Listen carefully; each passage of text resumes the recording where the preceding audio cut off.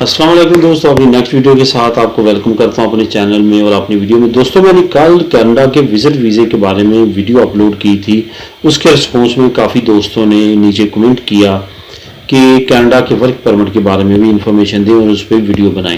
तो आज मैंने सोचा कि इस टॉपिक को शुरू किया और इस टॉपिक पे एक और वीडियो वर्क परमिट पे बना देता हूं। और उस पर मैंने काफ़ी ज़्यादा नॉलेज जो है वो लिया है। कुछ दोस्त जो वर्क परमिट पे गए हैं उनमें से एक दो से रब्ता भी हुआ है। तो सारा प्रोसीजर मैंने समझा है कि किस तरह से ये सारा कुछ किया जाता है और किस तरह से वर्क परमिट लोग अप्लाई करते हैं और उससे फ़ायदा उठाते हैं।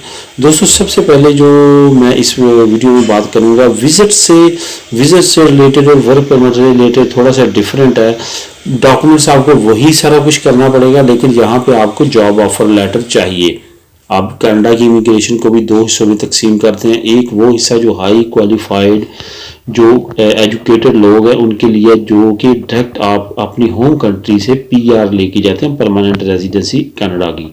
और वहाँ पे रियासत पे डिपेंड करता है किस रियासत में जा रहे हैं। कुछ रियासतों में 3 साल के बाद नेशनैलिटी और कुछ के 5 साल बाद कनाडा की नेशनैलिटी उनको दे दी जाती है।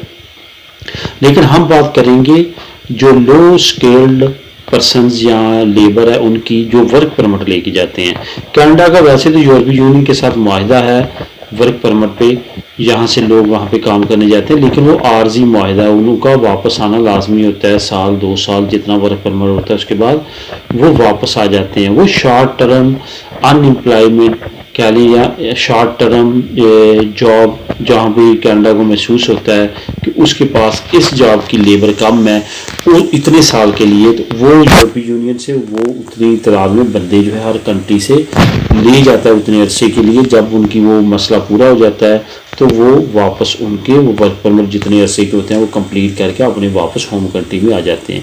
ये मुआहिदा। लेकिन हमारा जो चक्कर है वो ये है कि हम परमानेंट कनाडा में जाकर मूव होना चाहते हैं और वहाँ पे काम करना चाहते हैं। उसके लिए क्या ज़रूरी है दोस्तों, यहाँ पे क्या लोग करते हैं जिन्होंने वर्क परमिट लगवाए हैं, उनमें जिनसे मेरी बात हुई है, उन्होंने सबसे पहले विजिट वीज़ा लगवाया कनाडा का। ठीक है, कनाडा का विजिट वीज़ा लगवाया, कनाडा गए, वहाँ पे घूमे फिरे, देखा, सारी मालूमात ली। वहाँ की जो कंसल्टेंट वहाँ पे बैठे हैं उनकी बातें कुछ और हैं, जो यहाँ पे दूसरी कंट्रीज़ में बैठे हुए हैं इनकी बातें और है। वहाँ पे रूल रेगुलेशन और हर तरह की जो गवर्नमेंट की रिक्वायरमेंट है उनको पूरा करते हुए कंसल्टेंट वहाँ पे बैठे हुए हैं। वो वहाँ पे जाके किसी अच्छी रेपुटेशन वाले से, अपने किसी लिंक वाले के ज़रिए उनसे मिलते हैं, उनसे बात करते हैं। वो उनको कहते हैं वर्क परमिट के बारे में। वो फिर जो वो वहाँ पे बात करते हैं वो 100% अथेंटिक होती है और वो आपको बताते हैं कि ये डॉक्यूमेंट चाहिए, ये आपकी सारी रिक्वायरमेंट है। डॉक्यूमेंट्स दोस्तों वही चाहिए जो विजिट में मैंने आपको बताए थे, उससे अलावा और कोई इजाफी डॉक्यूमेंट नहीं है। सिर्फ क्या है कि वो आपको एक किसी कंपनी का, अथोराइज्ड कंपनी का एक वर्क परमिट इशू करवाएगा वो कंसल्टेंट, किसी भी कंपनी का, इस बेस पे कि आपका पहले एक्सपीरियंस क्या है। अगर आप स्पेन में पहले वेटरी का काम करते रहे तो वहाँ पे किसी होटल कंपनी से, मल्टीनेशनल या नेशनल से रब्ता करके वहाँ पे आपसे वर्क परमिट उसका निकलवाएगा। अगर आप यहाँ पे किसी फैक्ट्री में काम करते रहे तो उस फैक्ट्री से रिलेटेड, अगर यहाँ पे आप ड्राइविंग करते रहे तो वो ड्राइविंग से रिलेटेड आपका वहाँ पे उस कंपनी से निकलवाएगा, ताकि जब एम्बेसी में जाए तो एम्बेसी को पता चले ये on the field he job वहाँ पे करेंगे। जो इसका पहले एक्सपीरियंस है उसी एक्सपीरियंस की बेस पे आपको वर्क परमिट दिया जाएगा और उसी जॉब लेटर, ऑफर लेटर पे आपको जो है वो visa Spain, Canadian embassy Spain में जो है जो भी होगी, बार्सिलोना में तो कॉन्सुलेट है जो कि डील नहीं करता इसको, मैड्रिड में एम्बेसी है लेकिन वो वीज़ास को डील नहीं करती, तो पेरिस में बाई डाक हम भेजेंगे और वो उसके बाद इस पे फैसला करके वीज़ा देंगे। यहाँ तक आपको समझ आ गई दोस्तों। अब जहाँ पे आपको क्या करना है, आपको वही पासपोर्ट, आपका ओरिजिनल फ़ोटो, आपकी फ़ोटोज़, ठीक है, एक फॉर्म जो एम्बेसी की तरफ से आपने एम्बेसी की वेबसाइट से डाउनलोड करना है, वर्क परमिट का निकालेंगे तो वो निकल आएगा। अगर आपको इन फॉर्म्स की या इस तरह की कोई चीज़ों की समझ नहीं आती, क्योंकि गूगल दोस्तों मौजूद है, वहाँ पे हर चीज़ अवेलेबल है, तो आप मुझे बताइएगा, मैं उसके लिंक आपको डिस्क्रिप्शन में इसी वीडियो के दे दूँगा ताकि आप उस फॉर्म को क्लिक करके फिल कर सकें। उसके बाद जो नेक्स्ट स्टेप है वो ये है कि आपका जो बैंक स्टेटमेंट है उसमें इतने पैसे होने चाहिए कि वो आपकी एयर टिकट, वहाँ पे कुछ देर रहने का खर्चा 2-3 महीने का, यही 2000 से 3000 4000 5000 यूरो से नीचे होगा तो वो बहुत ज़बरदस्त चल जाएगा। अब होता क्या है कि जो आपने जॉब ऑफ़र वहाँ से लेना है वहाँ पे आपको कुछ टैक्सेस पे करने पड़ेंगे दोस्तों, जो तकरीबन 8 से 10,000 कैनेडियन डॉलर होते हैं। बाज़ औक़ात 15 भी होते हैं और कुछ अच्छी ऑफ़र्स में 15-15 12-12 हज़ार डॉलर भी होते हैं कैनेडियन डॉलर। अगर 10,000 कैनेडियन डॉलर है तो उसका मतलब तकरीबन 7,000 यूरो, तो क्योंकि कैनेडियन डॉलर की यूरो से ज़रा वैल्यू कम है, तो इसका मतलब है कि आपको इतने ज़्यादा एक्सपेंस तकरीबन 10,000 यूरो का आप एस्टिमेट रखें अपने माइंड में कि इतना आपके पास चाहिए वर्क परमिट हासिल करने के लिए कनाडा का, जिसमें वहाँ की कंसल्टेंसी फ़ीस जो आपने कंसल्टेंट करना उसकी फ़ीस भी आपने पे करनी है।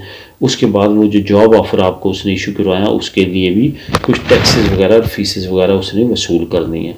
उसके बाद आपका तकरीबन क्या है जो पैकेज मेरे ख्याल में 10 से 12 हज़ार यूरो आप अपने जहन में रखें, जिसमें कंसल्टेंट वर्क परमिट कितना लेता है वो, उसके बाद आपके पास अपने पास एक्सपेंसेस होने चाहिए 2-3 महीनों की जब आपने वहाँ पे जाके जॉब करनी है। तो ये सारी चीज़ें दोस्तों, वो जो जॉब आपने जाके करनी है वो एक्सटेंडेबल होती है, 1 साल के बाद आप दोबारा उसको रिन्यू कर सकते हैं। इसी तरह करते जाएंगे तो आपको पीआर मिल जाएगी, पीआर के बाद आपको वहाँ पे कैनेडियन नेशनलिटी अप्लाई करने के आप हकदार ठहरते हैं, वहाँ पे नेशनल हो सकते हैं। कनाडा में दोस्तों चंद एक बहुत बड़े फ़ायदे हैं जो मैं इस वीडियो में आपको बताता चलूँ। कनाडा में सबसे बड़ा फ़ायदा है कि 1 साल के वर्क परमिट के फ़ौरन बाद अपनी फैमिली को आप कनाडा शिफ्ट कर सकते हैं। वो वर्क परमिट पे आप को ये अलाउ है कि आप अपनी फैमिली बुला सकते हैं। जैसे आपको 2-3 साल के बाद पीआर मिलती है, परमानेंट रेजिडेंसी मिलती है, आप अपने वालिदैन को अपने पास बुला सकते हैं। उसके बाद जब आप नेशनल हो जाते हैं कनाडा के, तो फिर आप अपने भाइयों को बुला सकते हैं, भाइयों के भतीजों को, उनके बेटे बेटियों को, अपने थोड़े से दूर रिश्तेदार जो रिलेटिव होते हैं उनको बुला सकते हैं। ये कंट्रीज़ में जो ब्लड रिलेशन है वो ज़रा वसी समझे जाते हैं, ये वालिदैन भाई बहन ये सारी चीज़ें इंक्लूड होती हैं। लेकिन यूरोपियन लॉ में सिर्फ़ और सिर्फ आपके बीवी बच्चे और आपके वालिदैन ही आपको ब्लड रिलेशन में आते हैं। इस वजह से यहाँ पे ज़रा बुलाना बहुत मुश्किल है। लेकिन कनाडा में इस तरह वर्क परमिट पे अपने आपको लीगल करने के बाद स्टेप वाइज जैसे जैसे आपका लीगल स्टेटस अपडेट होता जाएगा, इसी तरह आपका राइट्स और इस तरह की चीज़ें इंक्रीज़ होती जाएंगी और आप अपनी फैमिली के दूसरे मेंबर्स को बहुत इजीली अपने पास बुलवा सकेंगे। दोस्तों ये थी वर्क परमिट से रिलेटेड वीडियो, उम्मीद है आपको पसंद आई होगी। इसमें अगर आप मुझसे कोई चीज़ मिस होगी हो, कोई इन्फॉर्मेशन जो आपको चाहिए है लेकिन मैं नहीं दे सका वीडियो कंप्लीट वीडियो के देखने के बावजूद, तो फिर आप नीचे कमेंट में मुझसे उसके बारे में पूछ सकते हैं। अगर मैं मुनासिब समझूंगा वीडियो का नीचे जो कमेंट आपने दिया वो इस काबिल है कि उस पर मैं पूरी वीडियो बनाऊं तो वीडियो बना दूंगा, वरना उसी कमेंट में उसी के नीचे मैं आपको आंसर दूंगा इंशाल्लाह ताला। दुआ में याद रखिए, अब मिलेंगे नेक्स्ट वीडियो में, तब तक के लिए अल्लाह हाफिज़।